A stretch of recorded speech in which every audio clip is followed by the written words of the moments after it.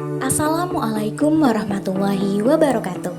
Halo semuanya, kami kelompok PPL PBG Prajabatan IPA A SMP Negeri 8 Tegal yang beranggotakan Ikna Minhatul Izah, Sevina Risti Utami, Sofiana, Sinta Aristianingsih, Yusifah Hidayati, dan Teguh Sanjaya. Dalam video ini, kami akan membahas penerapan pembelajaran berdiferensiasi produk yang dipadu dengan pembelajaran berdiferensiasi lingkungan pada mata pelajaran IPA, materi ekosistem, dan keanekaragaman hayati. Sebelum pada penerapannya, apa itu diferensiasi produk? Diferensiasi produk merupakan variasi hasil dari tugas pembelajaran atau variasi untuk penilaian hasil belajar peserta didik. Tugas dan penilaian untuk masing-masing peserta didik dibuat beragam, namun masih tetap mengacu pada tujuan pembelajaran yang sama. Diferensiasi produk dalam materi ekosistem dan keanekaragaman hayati. Ekologi dan keanekaragaman hayati merupakan materi IPA kelas 7 semester 2 yang membahas mengenai peserta didik diharapkan memiliki pemahaman terkait ekologi dan keanekaragaman hayati sehingga mampu menjaga kelestarian sumber daya alam. Dalam materi ini dapat diterapkan diferensiasi produk dalam pembelajarannya. Produk yang dapat dibuat dalam materi ekologi dan keanekaragaman hayati oleh peserta didik diantaranya yaitu yang pertama aquascape. Produk dibuat dengan mengatur tanaman, air, batu, karang, kayu, ikan, dan berbagai komponen ekosistem air lainnya di dalam sebuah akuarium. Produk kedua yang dapat dibuat oleh peserta didik adalah terarium.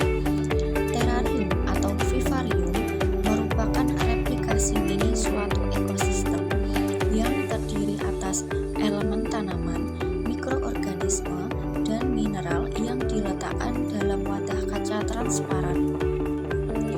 Terarium berbeda dengan aquascape. Aquascape mensimulasikan ekosistem di air, sedangkan terarium mensimulasikan ekosistem darat. Terarium dapat mensimulasikan kondisi di alam yang sebenarnya. Misalnya, terarium dapat mensimulasikan ekosistem gurun, ekosistem padang pasir, ekosistem hutan hujan tropis, dan bermacam-macam ekosistem lainnya.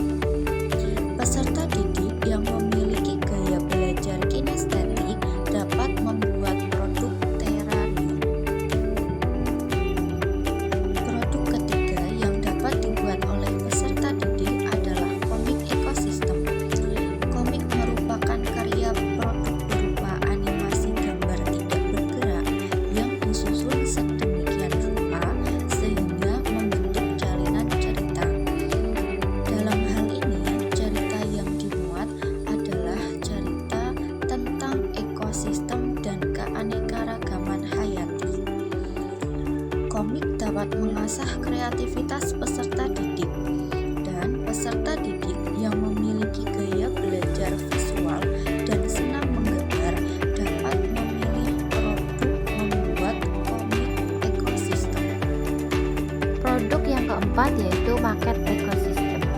Media maket ekosistem merupakan media alat peraga 3 dimensi karena secara fisik media ini terbentuk tiruan ekosistem 3 dimensi yang di dalamnya memaparkan materi jaring-jaring makanan dan rantai makanan dalam ekosistem. Produk yang kelima adalah membuat poster.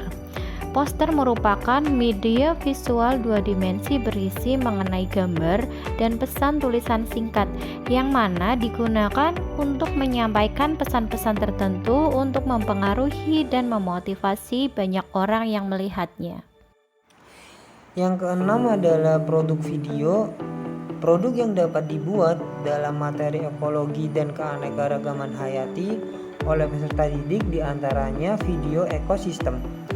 Video adalah teknologi pengirim sinyal elektronik dari suatu gambar bergerak. Berikut adalah contoh dari produk video yang kami ambil dari YouTube. Yang selanjutnya kita akan membahas diferensiasi lingkungan belajar.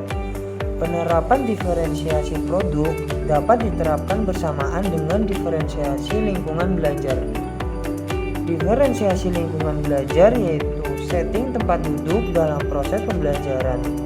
Peserta didik bekerja secara berkelompok untuk membuat produk.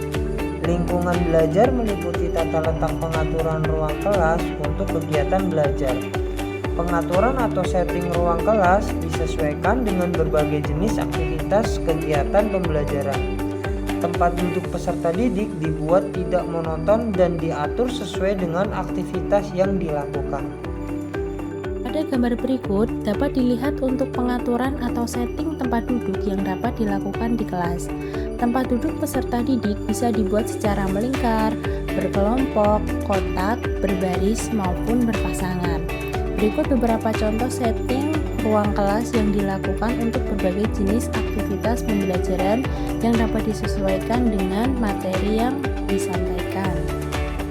Berikut merupakan contoh pengaturan atau setting tempat duduk yang dilakukan di kelas pada saat kami melakukan observasi pembelajaran di SMP Negeri 8. Dari pembahasan ini, kita dapat mengetahui bahwa penerapan pembelajaran berdiferensiasi dapat dilakukan diantaranya pada produk hasil belajar dan pada lingkungan belajar peserta didik. Maka dari itu, kita dapat mulai menerapkan pembelajaran berdiferensiasi di kelas sebagai seorang guru. Terima kasih sudah menyimak video ini. Sekian dari kami. Wassalamualaikum warahmatullahi wabarakatuh.